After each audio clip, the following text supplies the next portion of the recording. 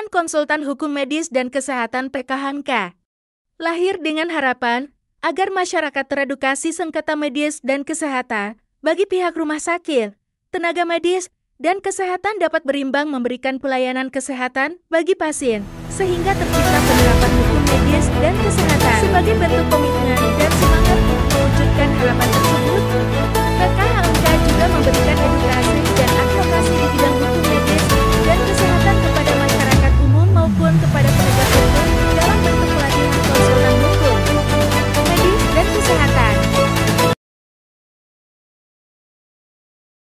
Perkumpulan Konsultan Hukum Medis dan Kesehatan PKHMK menyampaikan kepada sobat semua di tanah air, salam Omnium Salute Agri, artinya keselamatan pasien adalah yang utama. Selamat sore Ibu Risma. Ya, hari ini kita bincang-bincang mengenai medis dan kesehatan ya Bu ya. Berdasarkan Undang-Undang Nomor 29 Tahun 2004 praktek kedokteran ini Bu ya. Apa saja kira-kira hak dan kewajiban dari pasien Bu? Oke, terima kasih. Selamat sore Pak Dodi, CEO TV, dan juga masyarakat yang menonton acara ini. Kita jumpa lagi ya. Jadi kewajiban pasien dan dokter itu diatur di dalam Undang-Undang Praktek Kedokteran, diatur juga dalam Undang-Undang Rumah Sakit, dan diatur juga di dalam Undang-Undang Kesehatan. Antara lain yang paling harus diingat adalah hak pasien. Nah, pasien itu dalam Undang-Undang Praktek Kedokteran pasal 52 memiliki hak pertama ya, mendapatkan penjelasan tentang tindakan medis dari dokter. Jadi sebelum mendapatkan pelayanan tindakan medis dari seorang tenaga medis ataupun dokter atau dokter gigi, maka pasien itu berhak untuk mendapatkan penjelasan yang sejelas-jelasnya. Nah, kalau sudah mendapatkan penjelasan yang sejelas-jelasnya, maka pasien itu akan menandatangani informed consent ataupun persetujuan pasien.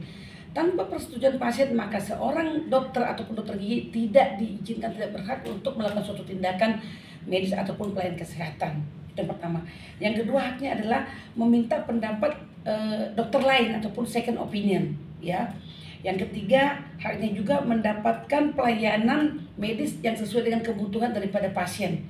Dan yang paling penting lagi adalah mengenai isi rekam medis. Nah, isi rekam medis ini adalah yang membuat rekam medis adalah dokter ataupun tenaga medis, sementara yang menyimpan adalah manajemen rumah sakit, tetapi isi daripada rekam medis itu adalah milik daripada pasien. Nah, inilah yang merupakan hak-hak daripada pasien, sementara sebaliknya daripada hak pasien itu dalam pasal 51 menjadi kewajiban daripada dokter, yaitu memberikan pelayanan medis yang sesuai dengan kebutuhan pasien, juga untuk merujuk pasien kepada rumah sakit yang lebih kelasnya lebih tinggi ataupun peralatan kesehatannya lebih lengkap, dan juga untuk memberikan pertolongan darurat. Nah, inilah yang menjadi hak dan kewajiban pasien serta hak dan kewajiban dokter yang tidak boleh tidak dilakukan karena akan potensial bisa menimbulkan perselisihan ataupun persengketaan di kemudian hari. Dari sekian banyak kasus-kasus yang ditangani oleh Ibu Risma Bu ya, apa saja yang menjadi rentan menjadi sengketa atau malpraktek dialami oleh pasien dan dokter itu Bu? Oke, terima kasih Mas. Jadi tadi kan sudah dijelaskan kewajiban daripada dokter dan yang menjadi hak daripada pasien. Nah, yang paling sering terjadi di lapangan ya, yang menimbulkan malpraktek ataupun terjadinya kesalahan tindakan medis, yang paling fatal adalah mengenai informed consent.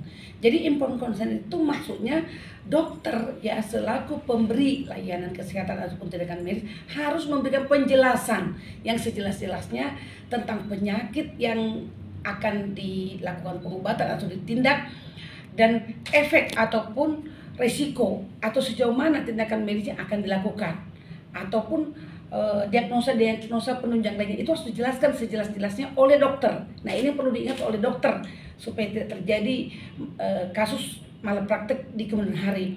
Misalnya kalau zaman dulu dokter itu bisa menyuruh seorang perawat untuk menjelaskan kondisi kesehatan ataupun tindakan yang akan dilakukan oleh dokter.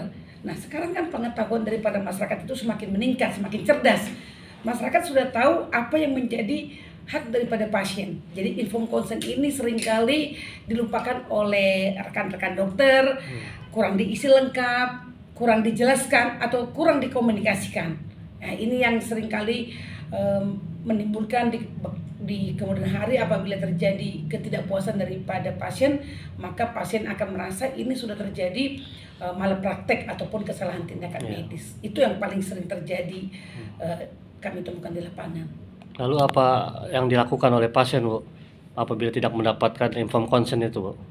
Nah, kalau tidak mendapat informed consent, seharusnya sebaiknya masyarakat ataupun pasien itu menolak dilakukan tindakan. Jadi selain informed consent, yang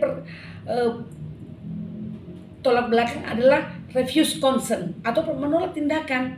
Jadi kalau tidak dijelaskan, katakanlah misalnya mau dioperasi bagian tubuhnya sebelah mana, kalau tidak dijelaskan penyakitnya, tindakan yang akan dilakukan, efek samping, obat-obatan yang akan dipergunakan, ya, atau risiko terburuk sekalipun, maka pasien itu sebaiknya bisa menolak untuk dilakukan tindakan, kecuali apabila saat-saat yang sangat urgent, ya, urgent misalnya katakanlah dalam kondisi misalnya kecelakaan, itu kan tiba-tiba harus dilakukan suatu tindakan medis, maka dalam tersebut sudah tidak ada waktu untuk melakukan second opinion ataupun menolak, dan sebaliknya dokter memang harus melakukan suatu tindakan medis untuk penyelamatan safety life daripada pasien, seperti itu.